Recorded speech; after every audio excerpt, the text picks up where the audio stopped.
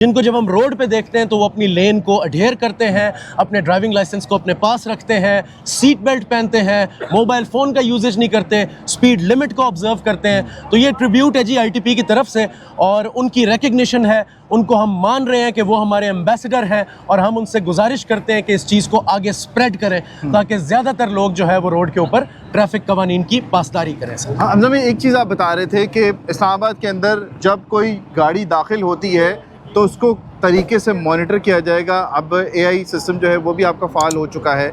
जो लोग इस्लामाबाद से बाहर से आ रहे हैं उनके लिए क्या करेंगे? इस्लामाबाद में जो रहने वाले हैं उनके लिए तो आपने इम्प्लीमेंट करवा दिया, उनको किस तरह से मॉनिटर करेंगे? और इस बार रेशो क्या रही है? जो बाहर से आने वाले लोग हैं उनमें चालानों की क्या देख रहे हैं आप, और इस्लामाबाद में शहरी जो है वो कितना बदल गए हैं? अच्छा सर, जहाँ तक देखा जाए, ये आपने पहला सवाल जो किया वो मैं उसका जवाब बाद में देता हूँ। जो आपने ये रेशो की बात की है ना, इसको मैं बड़ा इम्पोर्टेंटली हाईलाइट करना चाहूँगा कि तकरीबन, बल्कि पहले सवाल का जवाब भी इसमें ही आ गया कि 3.5 से 4 लाख लोग जो है ना वो डेली ट्रांजिट कर रहे हैं इस्लामाबाद के अंदर।